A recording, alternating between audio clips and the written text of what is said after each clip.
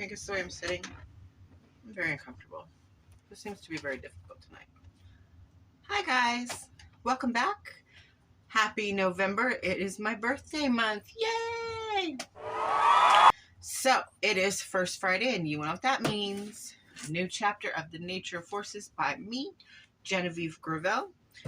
Now, if you are new here, I come to you the first Friday of every month to read to you a new chapter or a new story that I have written.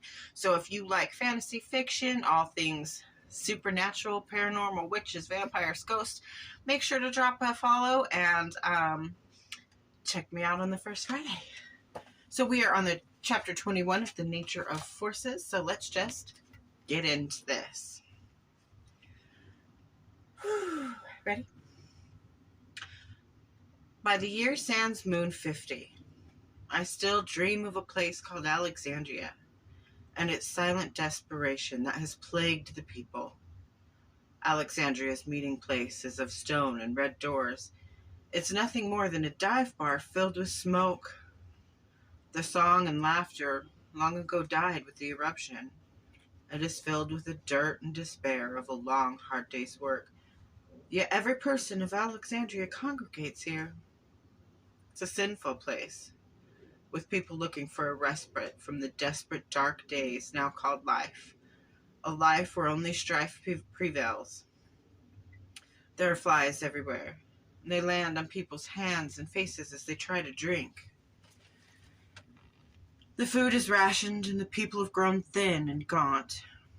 Their tangled, dirty hair is filled with lice, and they drink in a somber coming together of the butchers and the hunters. They seek a way out, or a way up, a way to break free of the depression brought on by the fury of Mother Nature's wrath. The butchers are the strong and most motivated. They spend sometimes months at a time hunting wild game for the food and gathering resources from the vast expanses of the wood. They are the truest heroes, second only to the girls gifted to the Tark Mountain. But are the heroes really? I think not. They feed and clothe the people of the village. The gatherers bring back herbs with healing powers, and others build cabins in the wood. They each brave the reptiles and rodents of the wood. They suffer plague and disease selflessly for the good of the people, many of whom suffer plague and strange illnesses. Lost is the way of old, forgotten are the ways of the metropolis. Now the only communal focus is what's important now. Surviving the day. In a time of desperation, they take the carcass of the rodent and reptile. These people use any and all kill. They use pelts to keep warm, blood for healing, and flesh for nourishment. Bones they turn into tools. Born of necessity, these clans of Alexandria are master trackers, map makers, and archers. They often kill their prey with an arrow of bone crafted by the same species in which they hunt. They are stealthy and confident. Heroes in town, they bring food to the people. Small children dream of becoming a butcher, becoming a hero. It is the highest honor. People struggle to survive, though. Women commonly die in childbirth. People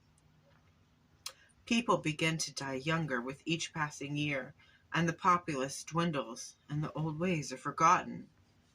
Now, despite the treaty, the vampires continue to hunt.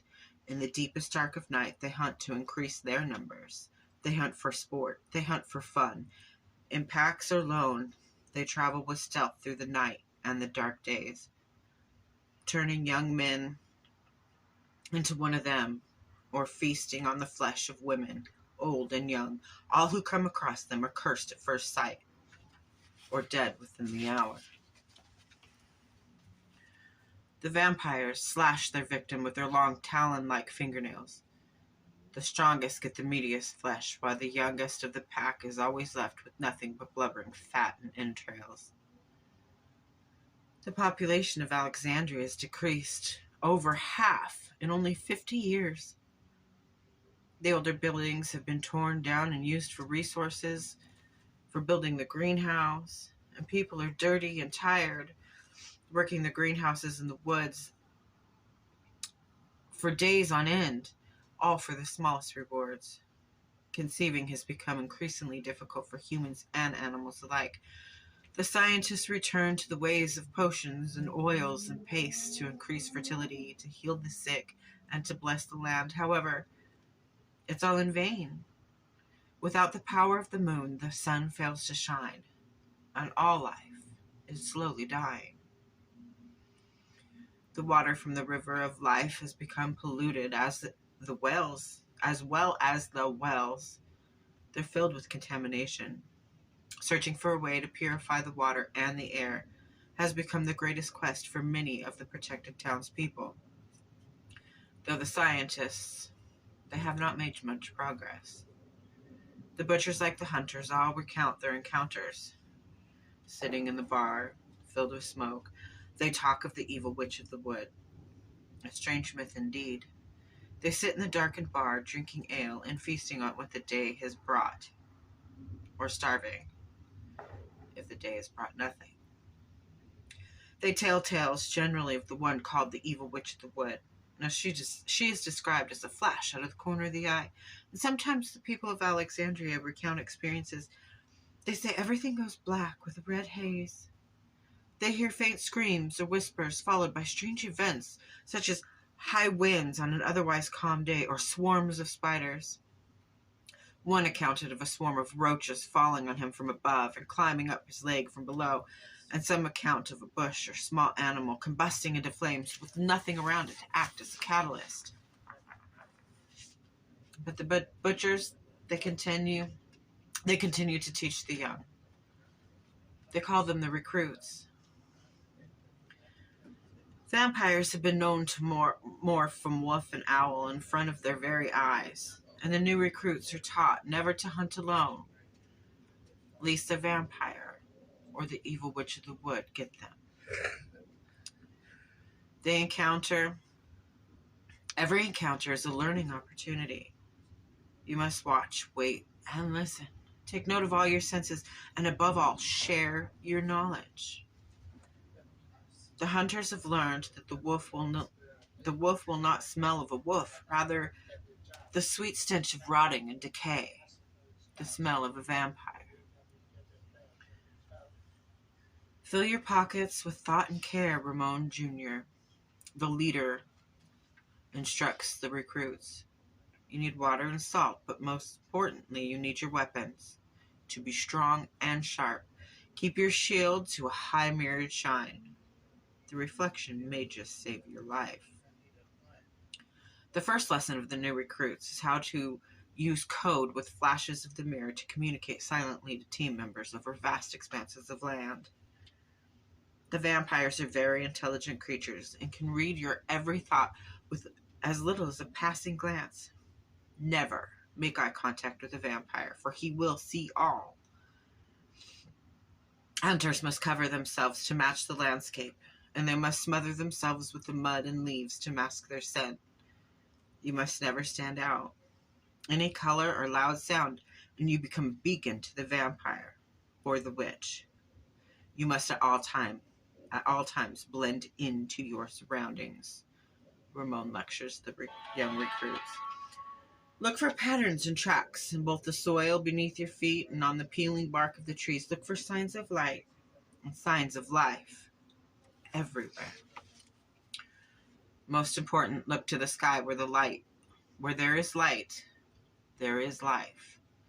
We've all seen the breaks in the clouds over the wood. We must find those breaks and study them. But above all, it is your most important task. There are thousands of creatures in the wood, too many to describe. Read the tales left behind and educate yourselves. What do? Demands the youngest and only surviving member of Ramon's clan.